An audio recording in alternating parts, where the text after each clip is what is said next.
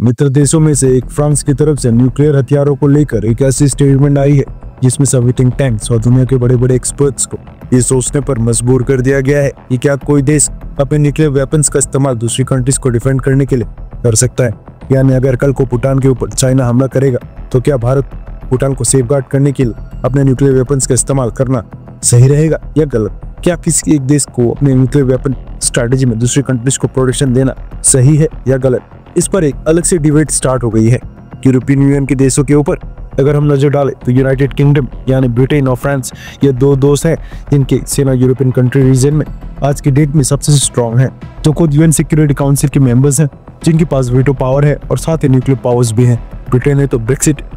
के बाद अपने आप को काफी हद तक यूरोपियन यूनियन से अलग कर लिया है, इसलिए यूरोपियन यूनियन में फ्रांस इस समय सबसे बड़ी मिलिट्री पावर है और अकेला एक ऐसा देश है जिसके पास यूएन सिक्योरिटी काउंसिल की परमानेंट सीट भी है और न्यूक्लियर वेपन्स भी। अब तक क्या होता था कि न्यूक्लियर वेपन सभी देश अपनी खुद की प्रोटेक्शन के लिए इस्तेमाल करते हैं, लेकिन अमेरिका में डोनाल्ड ट्रंप के प्रेसिडेंट बनने के बाद अब हालात ये हो गए हैं कि इन देशों को अपने न्यूक्लियर वेपन्स डॉक्ट्रिन को रिव्यू करके उसे इस्तेमाल पर फिर से विचार करना पड़ रहा है। न्यूक्लियर वेपन्स डॉक्ट्रिन का मतलब होता है कि न्यूक्लियर वेपन्स के यूज को लेकर किसी भी देश की स्टेट पॉलिसी और स्ट्रेटेजी क्या है, कोई देश अपने न्यूक्लियर वेपन्स को किन कंडीशंस में यूज करेगा और वो अपने न्यूक्लियर वेपन्स की मदद से क्या अचीव करना चाहता है, ये सब न्यूक्लियर वेपन्स की डॉक्ट्रिन में आता है। और फ्रांस की तरफ से न्यूक्लियर वेपन्स डॉक्ट्रिन को लेकर एक ऐसी स्टेटमेंट आई है जो इस समय पूरी दुनिया में वायरल हो रही है, और वायरल भी क्यों ना हो क्योंकि ये स्टेटमेंट फ्रांस के प्रेसिडेंट इमैनुअल मैक्रोन की खुद की तरफ से आई है। रेफरेंस के लिए स्क्रीन के ऊपर CNN का आर्टिकल का स्क्रीनशॉट है। फ्रेंच प्रेसिडेंट इमैनुअल मैक्रोन ने एक स्टेटमेंट जारी की है जिसमें उन्होंने कहा है कि फ्रांस इस बात पर गंभीरता से विचार कर रहा है कि वो अपने अलाइज को अपने न्यूक्लियर आर्सेनल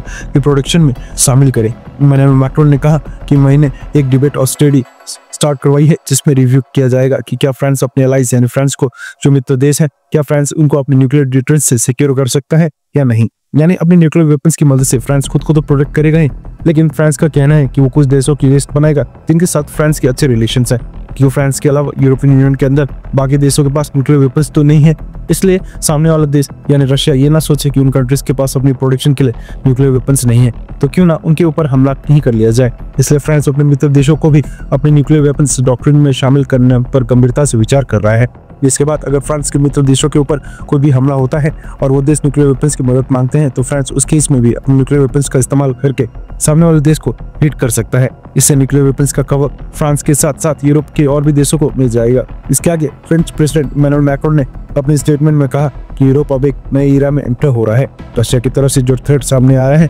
उसको स्पेक्टेटर्स यानी दर्शक की तरफ सिर्फ चुपचाप देखते रहे था, ये मूर्खता होगी, इनके लिए उनको मेजर स्टेप्स उठाने ही पड़ेंगे। मैक्रोन ने कहा कि अमेरिका हमारा ग्रेटेस्ट एलाई था, लेकिन उसने इस वॉर में अपनी पोजीशन को बदल दिया है, जिसके बाद अब आगे क्या होगा इस बात पर डाउट ही है। मैंने ये विश करता हूँ कि डोनाल्ड ट्रंप हमेशा यूरोप के साइड रहेंगे, लेकिन हमें उस सिचुएशन के लिए भी पूरी तरह से रेडी रहना पड़ेगा जिसमें डोनाल्ड ट्रंप यूरोप का साथ छोड़ देंगे और यूरोप अपने हाल पर ही होगा। फ्रेंच प्रेसिडेंट ने आगे कहा कि वो नाटो के साथ कमिटेड है, लेकिन फ्रांस अब अपने डिफेंस और सिक्योरिटी के मैटर्स में और इंडिपेंडेंट होकर डिसीजन लेगा, यानी अमेरिका से अलग होकर भी फैसले लिए जाएंगे। खैर अभी तो ये विचार काफी अर्ली स्टेज पर है, लेकिन अगर 2 मिनट के लिए सोचे भी लेकिन कि हमारे पास ऑप्शन है दूसरी कंट्रीज को अपने न्यूक्लियर वेपन्स की सिक्योरिटी देने का, तो आपको क्या लगता है कि वो कौन सा देश होगा जाइए जिसमें भारत अपनी न्यूक्लियर वेपन्स की सिक्योरिटी सबसे पहले दे।